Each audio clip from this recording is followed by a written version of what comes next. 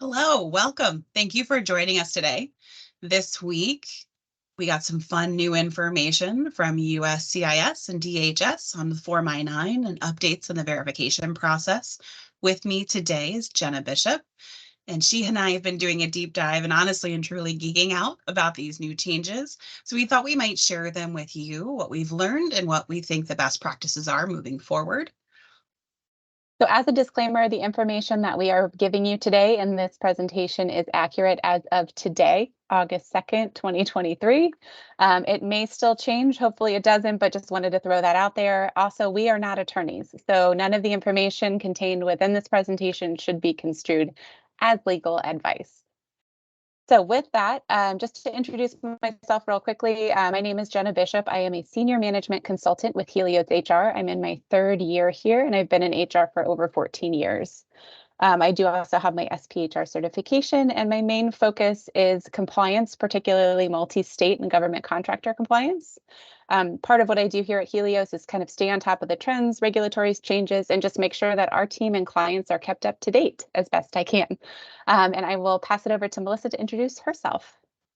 Hello, so I am Melissa Hajar. I am a management consultant with Helios HR. I too am in my third year with Helios, and I've been in HR for over 17 years now.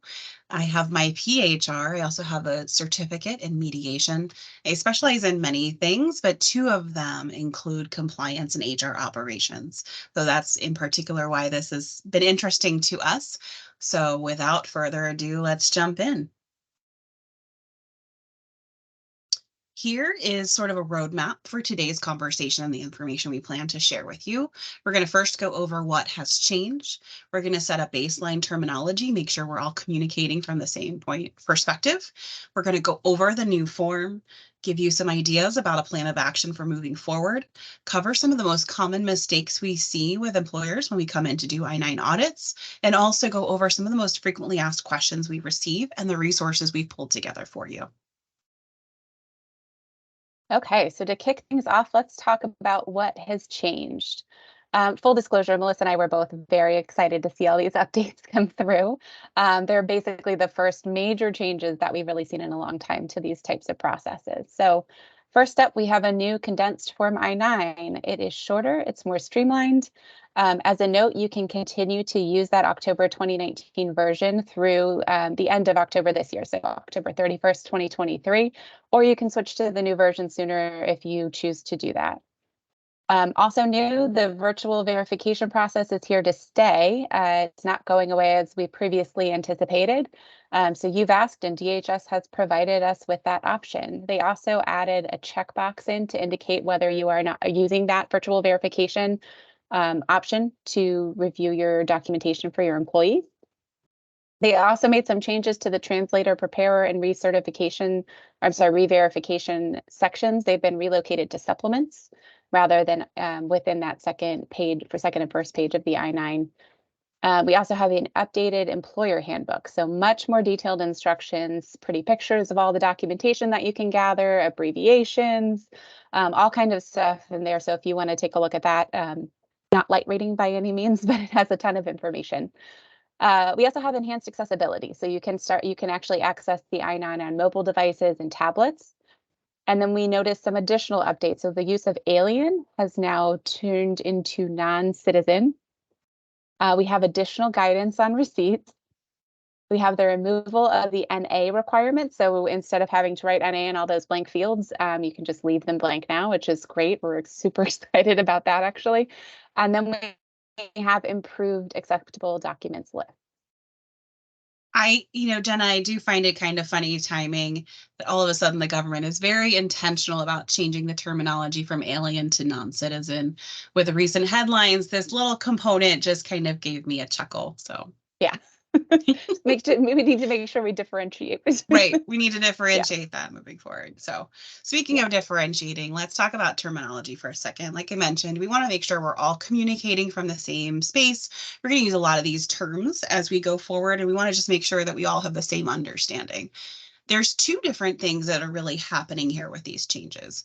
One is the virtual verification for your new hires moving forward from today on, from August 1st when they published this, right? This is a new method that if you're an employer in good standing and you wish to use E-Verify moving forward, you can utilize a live video interaction where the employee literally holds up their passport or their whatever document they choose, because they get to choose.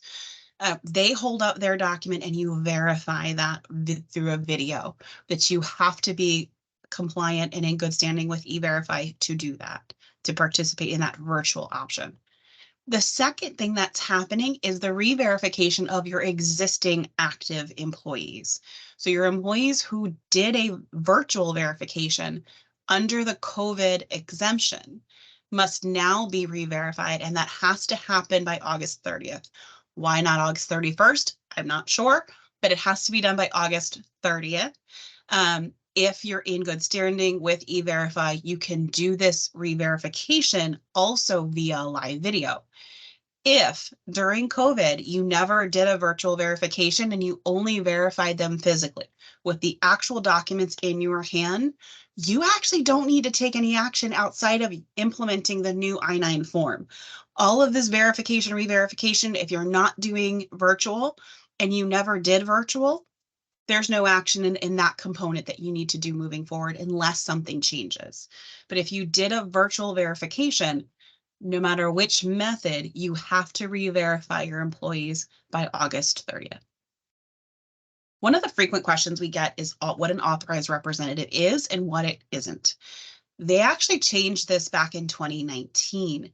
An authorized representative can be anyone the employer designates to complete Section 2 on their behalf that's in the physical presence with those documents.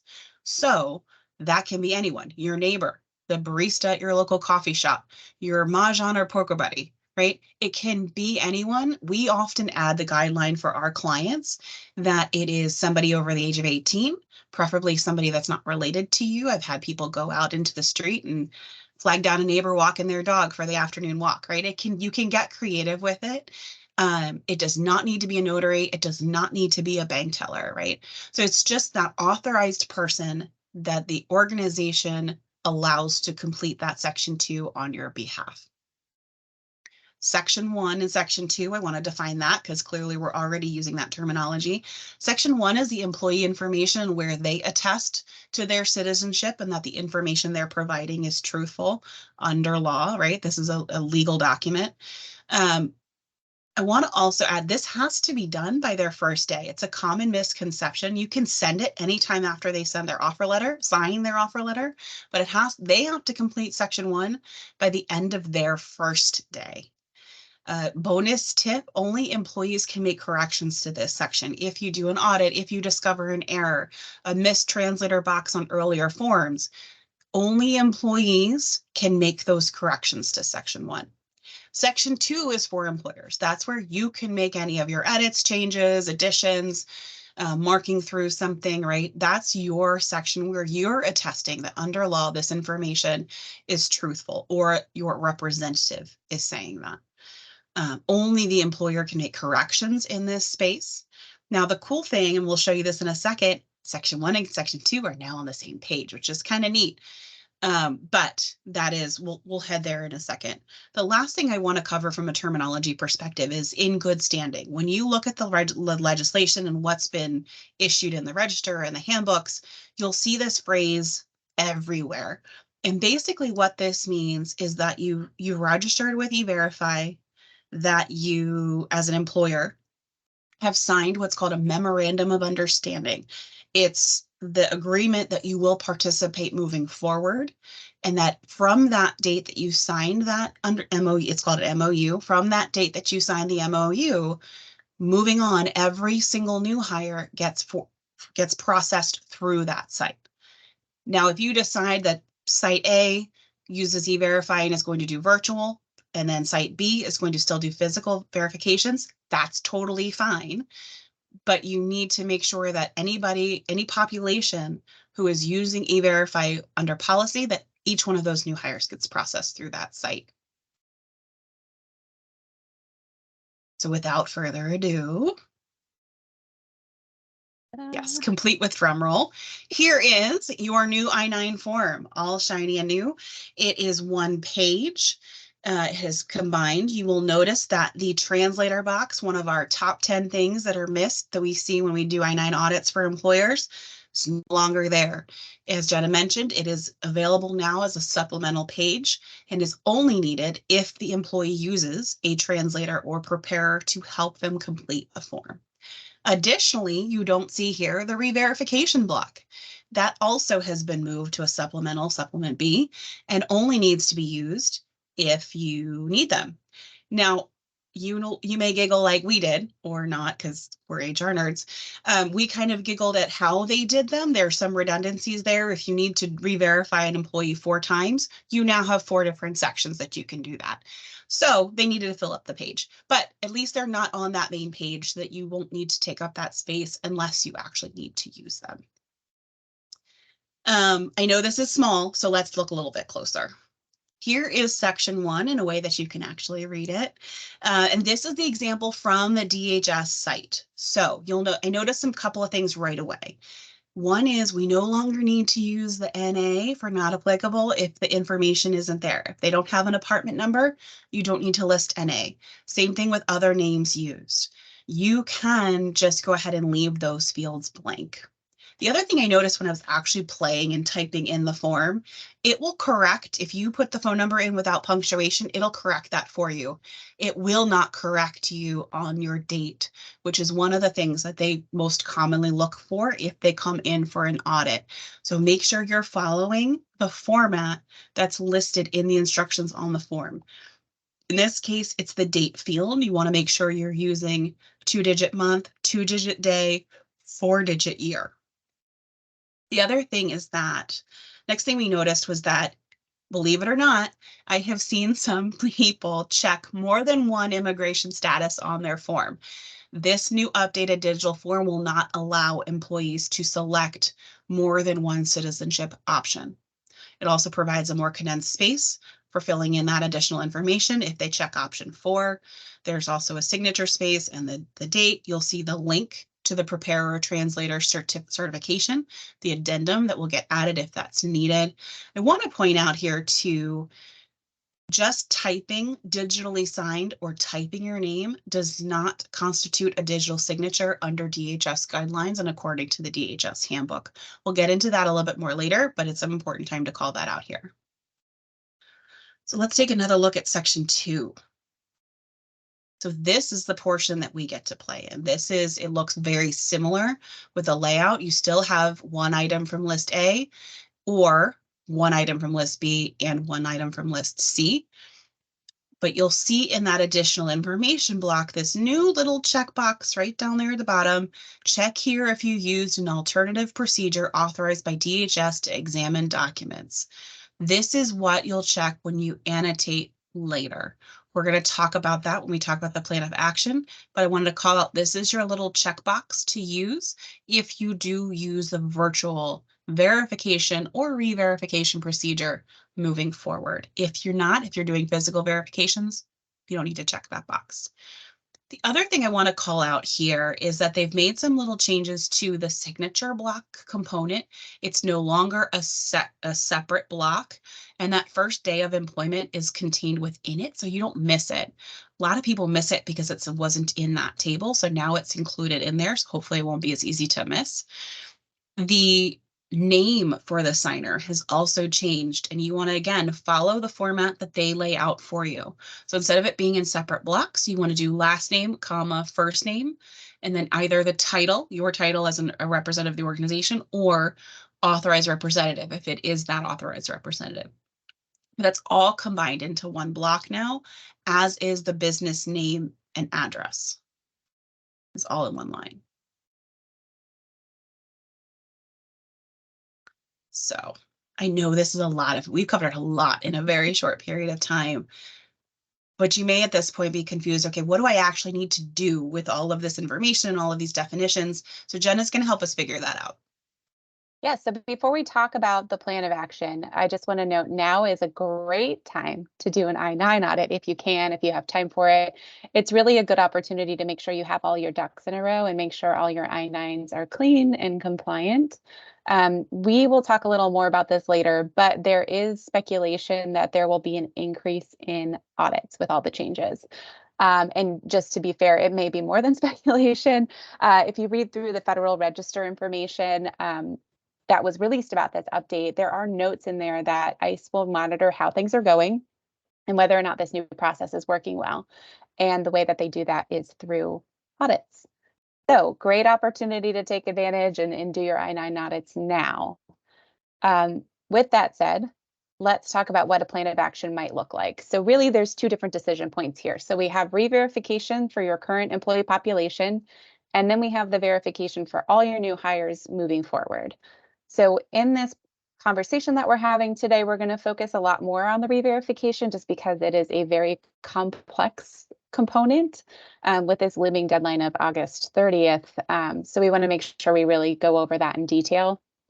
So for any employees that you've hired between March 30th and July 2023, if you have virtually verified those folks, this is what your re-verification process is going to look like. The first off, you're going to determine your list of employees who are affected. Look through all the I-9s that you've done since March 2020 and determine if they were physical. If they were physical verifications, good to go. Don't worry about them. If they were virtual verifications, there is action here. So you need to determine your methodology once you have that list of employees. Are you going to virtually verify them? And that will apply if you were an employer enrolled in E-Verify in good standing during that time frame. So during that March 2020 to July 2023. So I just want to be really clear about that. If you sign up for E-Verify today, you can do that process, the virtual verification with your hires moving forward.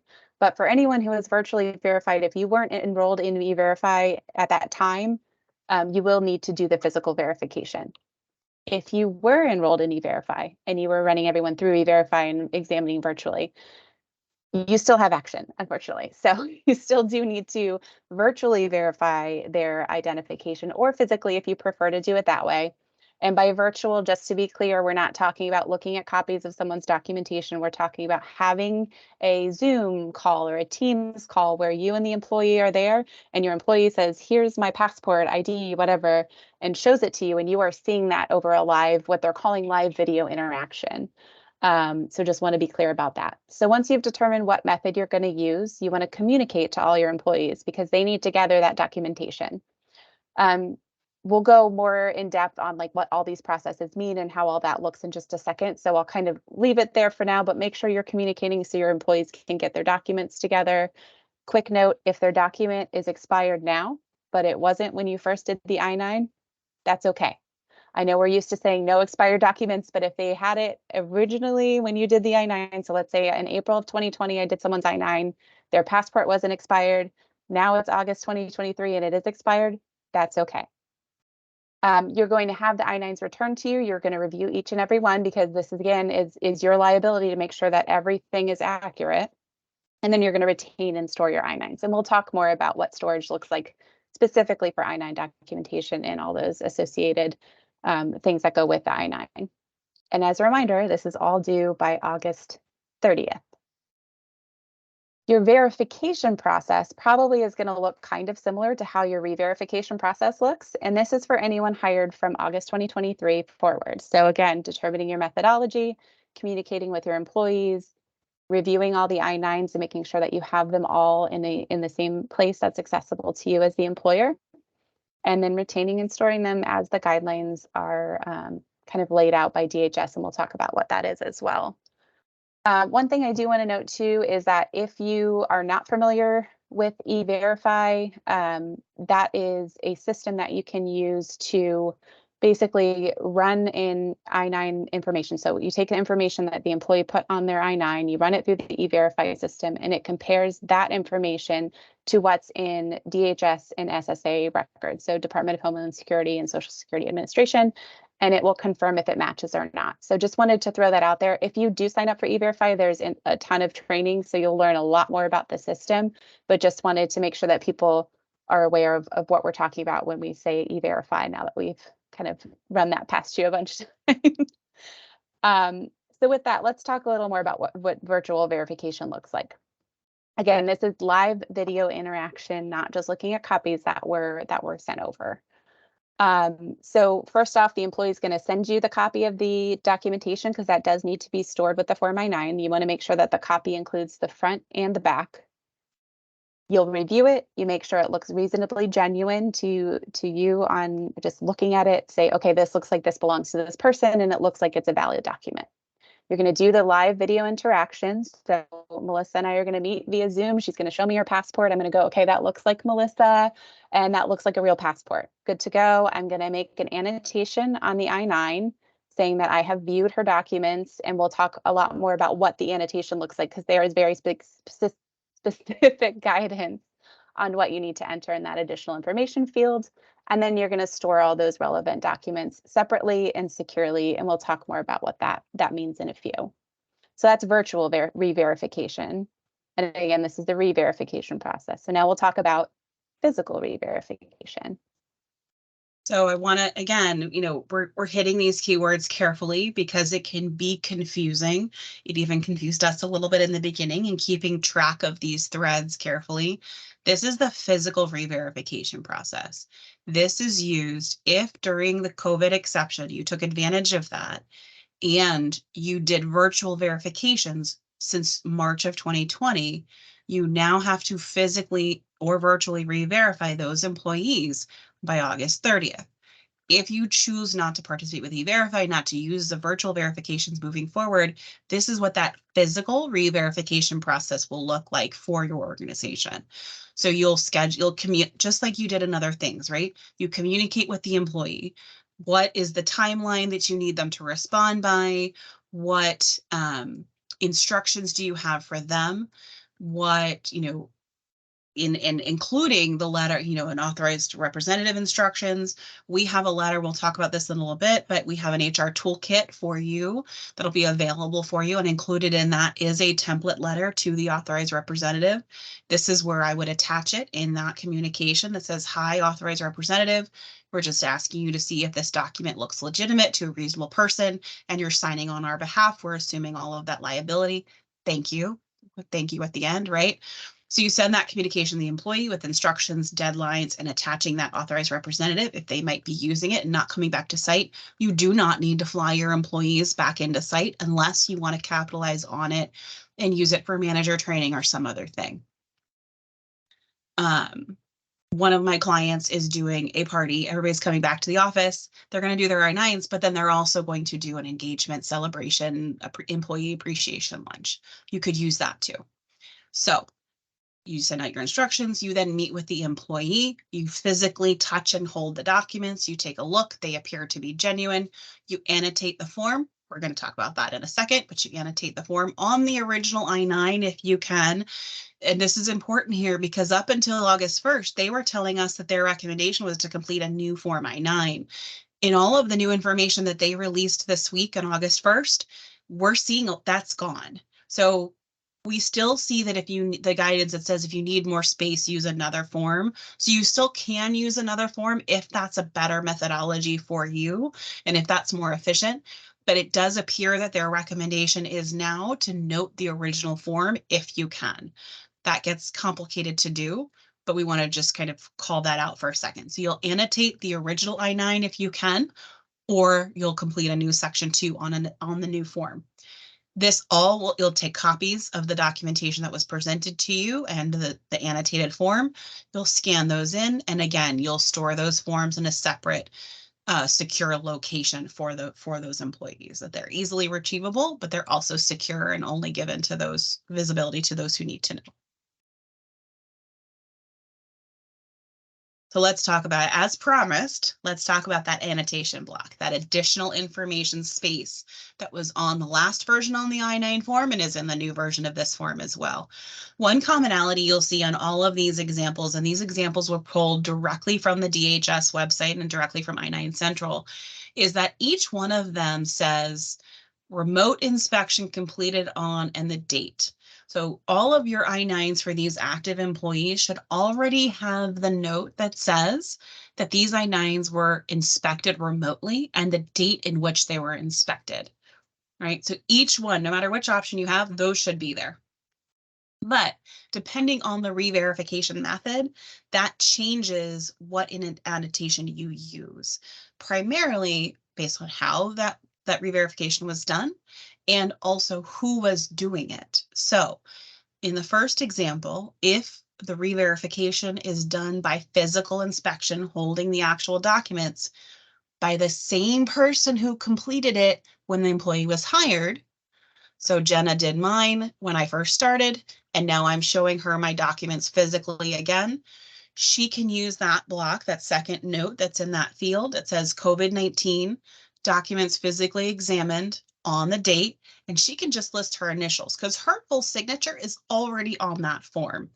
Now, it does need to say COVID-19. It's not that you need to look at their vaccine records. We've heard that question from our team as well. It's not that. It is only mentioning that it was done under the COVID exception, right? It's making mention of that exception, not any reference to any health records or vaccination records. Now, if the physical inspection is done by a different team member than who did my original I-9, then that person, instead of just doing their initials, they need to list their full name and their title, but everything else stays the same. The third option here is if this re-verification is being completed virtually. We're doing that virtual meeting where I've held up my passport and Jenna's viewing it and I've sent my copies, but she's not in the physical presence. In that case, instead of writing all of those other things, the employers, whoever's filling out and re-verifying would write alternate procedure examined on the date, and then they can initial. So it's a little bit of a different, depends on who's completing it and what method is being used, but it always will be on that additional information block. Just as a reminder, that virtual verification is only available if the employer Right. was in good standing with E-Verify during that flexibility period of March 2020 to July 2023. So just want to make sure that we're really hammering that in. I know we've said it a couple times, but just making sure that everybody's aware. So if you're signing up for E-Verify now, you can certainly virtually verify moving forward, but those people that were verified previously, you still have to do the physical inspection. All right, so storage of information. So there's very um, distinct requirements on how you have to handle the storage and retention for I-9s. So first off, they need to be kept separate from your personnel files. So you want to make sure that you're not just throwing the I-9s in, but list that from those personnel files. We recommend keeping your terminated employees separate from your active employees. It just makes it a lot easier when you have to go in and purge. Speaking of which, for your separated employees, when you are ready to purge, we recommend actually keeping those by purge date, because then you can just go in and take them out when you're ready, whether that's taking them out of a physical file to shred them, or that's just deleting the file from your electronic records. And just while we're talking about purging, the rules for separated employees is you have to retain their I-9 for at least 1 year after their date of termination, or at least 3 years after their date of hire, and that's whichever one is longer. Copies of documentation. So you have to keep obviously a copy of the I-9 or the actual physical I-9 or your electronic version of it, but you also need to have a copy of the documentation, both front and back. That is required for virtual verification. If you're using E-Verify, you have to do that. If you're doing the physical inspection, technically you don't have to, but we do recommend that as a best practice to retain copies. Again, if you're doing the virtual verification, we do recommend that you also download a copy of the E-Verify case confirmation. So if that applies to you, we recommend keeping that with the I-9 as well, and then storing the I-9 with all that supplemental information together. So you've got your Form I-9, the documentation copies, front and back, the E-Verify case confirmation, not combination, and then any memos or corrections. So if you made a correction to the I-9 and you have attached a memo stating this is what I did and this is why I did it, keep all of that together so that they're all close and easily accessible. For the electronic storage components, if you are using electronic signatures, ensure you're compliant with the guidelines from USCIS. And in that employer handbook that we referenced earlier, there is a bulleted list of exactly what makes something compliant from an electronic signature standpoint. Melissa mentioned earlier, it's not just typing electronically signed by or typing in with the signature font. You have to be able to show that it was sent to the employee and that they received it and they signed it at the same time that they did the information entry. And you need to be able to produce copies of that if required. So it may be that your HRIS system is capable of this. Check with them, make sure. You may also want to use a system like DocuSign where you enter the employee's personal email address and you can show that it kicked off to them and that it came back from them. So just make sure you review those guidelines and that you're following that to make sure you're compliant with the electronic signatures. We also recommend making sure that you have secure options for your employees. People are going to be sending you copies of their passports, of their social security cards, and the last thing you want is to have someone's identity stolen. So finding a way to have people upload them securely or send them in a secure fashion, whether that's via secure email or some other method, but just make sure that there is an option to get that to you safely without compromising the information. And then on that same note, make sure you have enough space to store all of this. So if you weren't doing virtual verification or storing all this electronically before, check your systems, make sure you have the space and capacity to be able to handle all this information. And then make sure you restrict the access to the files. So traditionally, if you're doing physical files, that's a locked file cabinet, easy peasy. If you're doing electronic, just making sure you're locking down the access to those files. So only the people that need to get in there can get in there. We had a client come find us for support because their I-9s were gone. They had scanned them all in and shredded them, and all that folder they failed to save. So the last thing I want to say, and it's a good transition into common mistakes, it's also a good idea to have backups. You want it that preserving that original dating, that you followed those original timelines in terms of the dates, is so important. And is it the end of the world if that happens? No, we can help you rebuild. But at the same time, you want to make sure that you have redundant copies, that you have some sort of a fail safe in place if you are only using digital records. So without that seems like a good transition for us into other common mistakes. We are called in often to help employers, right set. And some of these, oftentimes it is very frequently I-9s are one of our quick wins when we come in and work with an organization. These are the top things that we see that you can easily, if you do decide to do an audit, which we do recommend, these are some of the things to keep in mind as you take a look at that and the easy corrections you can make moving forward and for those forms that exist. So watch your date formatting. For whatever reason, this is super important to auditors when they come in and look. They want to make sure you're following that date format. Also, never use whiteout. The government is very particular, including on this form, about never using whiteout or backing out or destroying backdating or destroying documents, right? They want you to make any corrections through a simple strike through and add the new information, initial and date. I had a client that did an audit, identified all the errors, had attached the memo, but never actually corrected the I-9. So make sure that you're actually correcting the I-9 through a strike through, adding the correct information, making that correction, and then initial and date it. Make sure your I-9s are separate, keep them accessible, right? You want to make sure you're protecting that very sensitive information your employees are trusting you with. The other thing is you need to get to it quickly, right? In the event of an audit, you're going to have 72 hours to respond.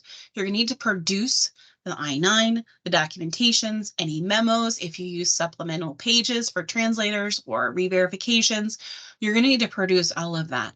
So getting ahead of making sure your file and record system is in order so that you could produce that on a dime is very helpful.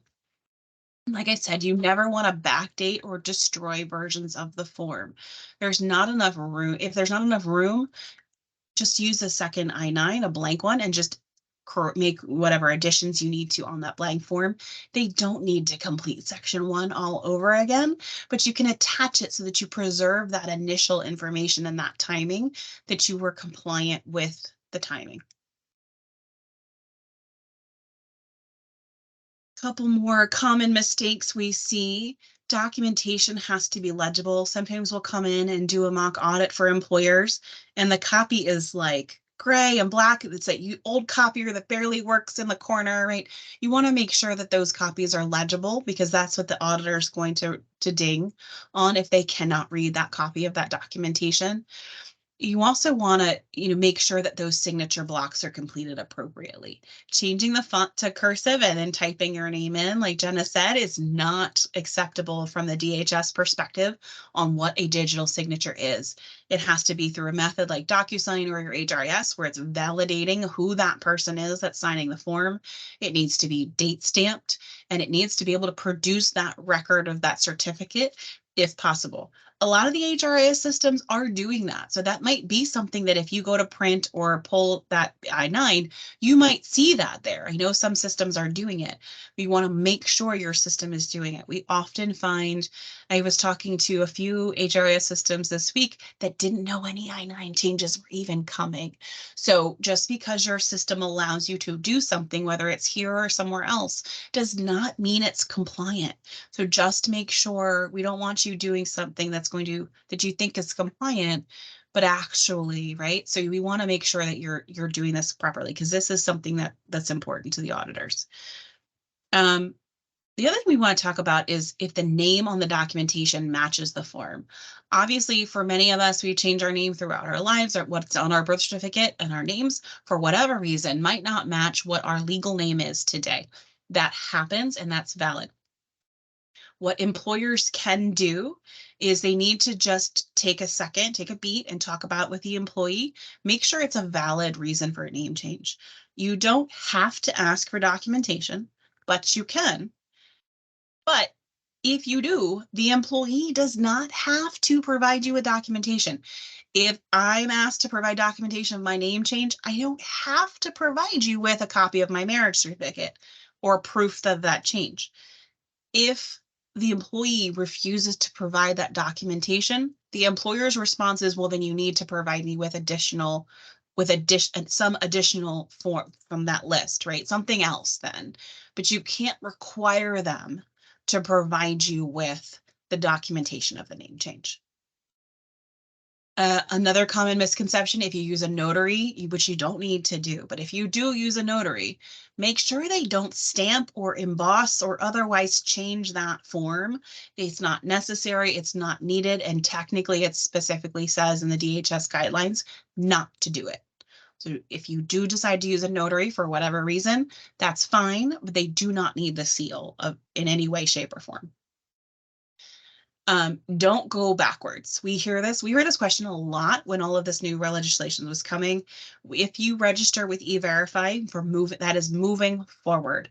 Any of your current and active staff are grandfathered in. They do not need to be processed through E-Verify. For a lot of organizations, that would be a massive lift. And by doing that, because you're not processing them within the first 3 days of employment, you actually could trigger an audit or you could trigger more action. Because you're processing a huge volume of people that are not within that timeline, within that window. This last piece is interesting to me, and it could have been around before, but we noticed it's repeated a lot through all of the newly published guidance, where before it wasn't nearly mentioned as often. Use the English version only. The Spanish version is only approved for work sites in Puerto Rico or offices in Puerto Rico. There are many, many mentions to this within the newly published guidance, which indicated to us that that is definitely something that if it was around before, they want to make sure we know now. So we do. So we wanted to carry that forward to you. So Definitely something that I yeah, learned. right. Yeah. So building from the common mistakes, we thought we might go over some of the frequently asked questions that we get. Yes. So first off, Melissa, if we are a new employer to E-Verify, we've never used it before, we just signed up, Do we need to go in and submit all our current staff through the website? I know you just mentioned this, but it feels like a good time to say it again. This may be one of the most common things we heard from even our own team members. So yeah, it's definitely worth repeating. No, please don't do that. Only submit your new hires. You're gonna register with E-Verify. Your admins are gonna take that class. I think it's like an hour. They'll teach you all about the site, all of the different things. And then once you start and you've registered, every new hire after that date then needs to be processed through E-Verify within the first 3 days of employment. But all of your current staff, all of your former staff, they don't need to go through E-Verify. So Jenna, I have one for you.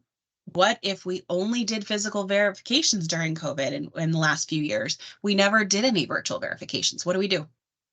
You are good to go. You do need to decide what you're going to do moving forward, whether that's continuing physical verification or if you want to move to virtual.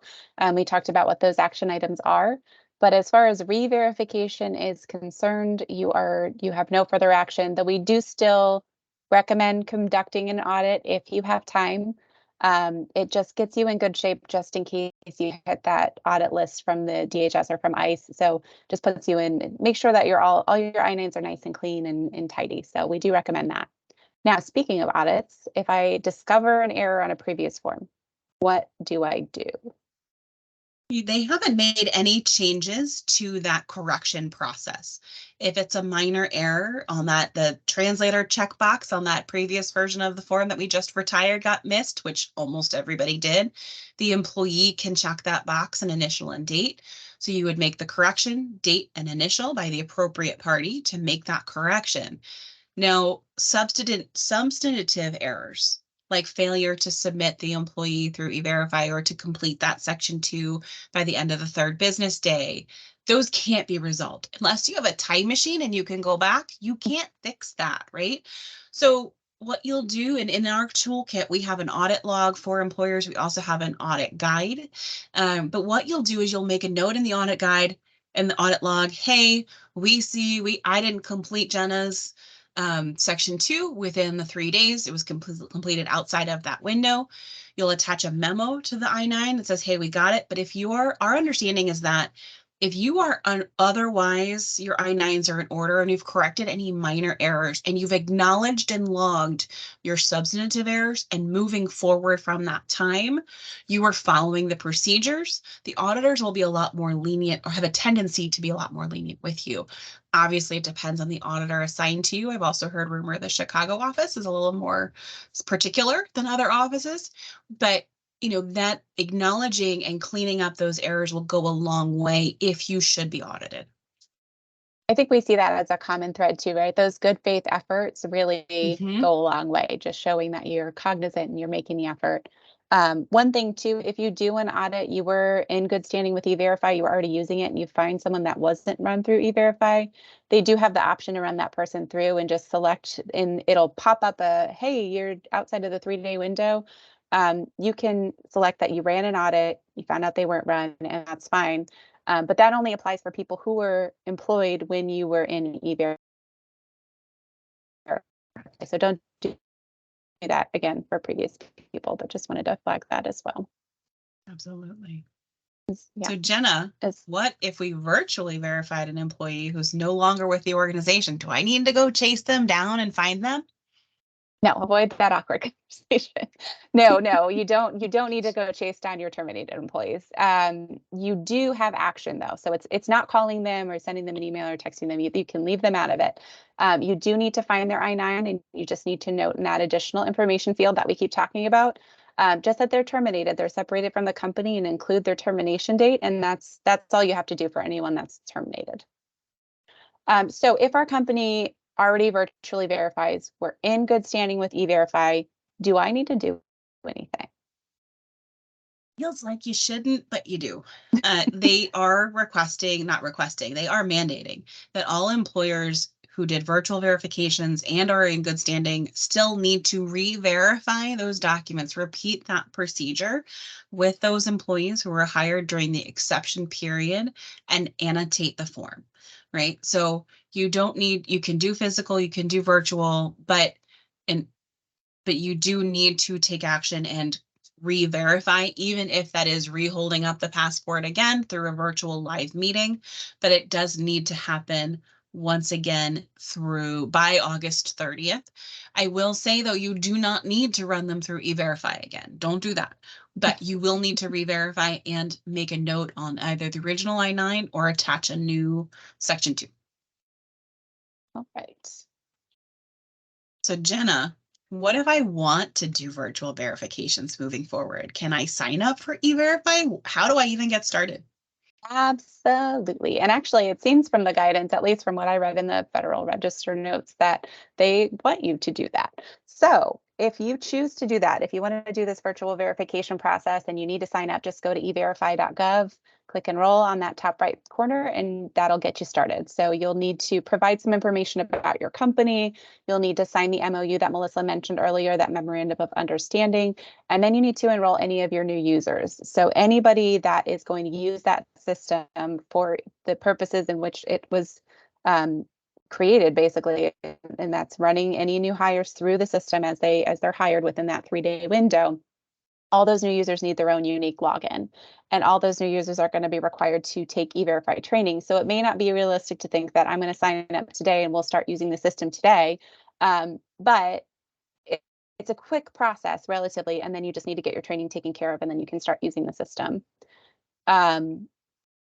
Going forward, once you've registered, anyone that you're hiring does need to be processed within the system within 3 business days. So make sure that once you've got this set up, that you're ready to implement those processes and you're ready to move forward and start doing that as part of your I-9 process. So next step, what if I have an employee that doesn't want to do the virtual verification? We're set up in e-verify, we have everything ready to go, we're virtually verifying everybody, and I have someone that goes, I'm not comfortable with this, I don't want to send you my documents via whatever method you've decided to receive those documents. What do I do then? You fire them. No, I'm just kidding. You Don't do that. Right. Don't do that. Please don't do that. No, they have the right. They absolutely have the right. The guidance is very clear, that was published on August 1st, is very clear that if they do not want to, even though it's secure, however, the upload or the email's encrypted, they have the right to say, I do not want to be virtually verified.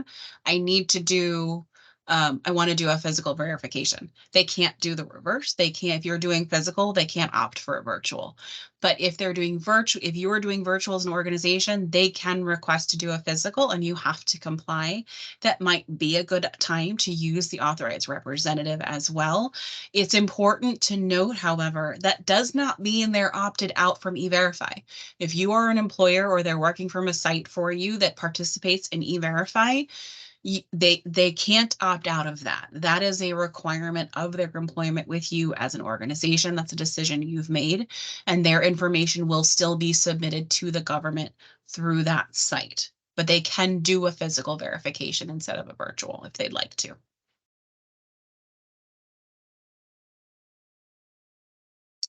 So, Jenna, if my company doesn't keep copies of documentation, can I still participate in e-verify? Sure.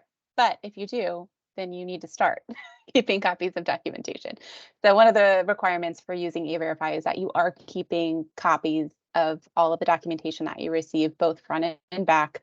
So once your virtual verification procedure is in place and you're using that, you just need to make sure that you collect that documentation moving forward. And then just make sure, again, I know we mentioned this earlier, but make sure you're keeping everything secure together and easily producible if you are called to be audited by ICE. So Melissa, have any of the regulatory timeframes changed in terms of when sections need to be completed? No, and in fact, employees can be sent the Section 1 immediately after they've signed the offer, not prior, but before they've signed the offer, and they can complete their portion at any time as long as it's by the end of their first day. You want to be careful not to send it before the offer because it could be construed as discrimination in some cases, in some protected categories. Employers then can only complete paid Section 2 in the first 3 days, and it has to be submitted through e-verify if you're participating in the first 3 days. They did not change or lax that timeline at all, and they are still expecting employers to follow that guideline very closely. And just to clarify too, when we say 3 days, it's 3 business days. Correct. I had to fact check that myself. So just wanted to make sure we're clear. When we say 3 days, we do mean 3 business days. Absolutely. Absolutely. Thank you. That's important. So, hey, Jenna, is my HRIS or I-9 vendor automatically taking care of this for me? It's fine, right? I don't need to do anything. Maybe, Maybe. maybe not. So, it's not necessarily the case. I would absolutely 100% recommend you check with your vendor. So whatever vendor you're using, whether it's HRIS or if it's a separate I-9 verification vendor, absolutely reach out to them, make sure that they're on top of this. What their timeline looks like would be helpful for you as well. And just make sure that they are able to support whatever verification method you decide that you want to use. So not necessarily. I know we like to say trust is great, but in this situation, we absolutely recommend checking with that vendor and making sure that they understand the rules and that they're following them and that they're compliant with them, because again, this will come back on you as the employer. So if things aren't done right, that's your liability. So you really want to make sure that you've got that all covered with your vendors. Mm-hmm. Like I said, So some of the vendors didn't even know this change was coming. They were surprised and taking notes. It's like, oh, okay. yeah, so and if they've already started talking to you about it, great. That's a great vendor, that's a great partner. But yeah, we absolutely Mhm. recommend just checking in with them and making sure. So does this mean we don't need to use authorized representatives anymore? Maybe. One of my clients teases me that I say maybe a lot. Maybe. Maybe that could be very true for some clients. Any client and any employer who decides that they are going to use the virtual verification method for all of their employees moving forward and they're participating in E-Verify, they won't need authorized representatives because they won't need to give that authorization to someone else to be in the presence with the physical documents, right? That process is really changing.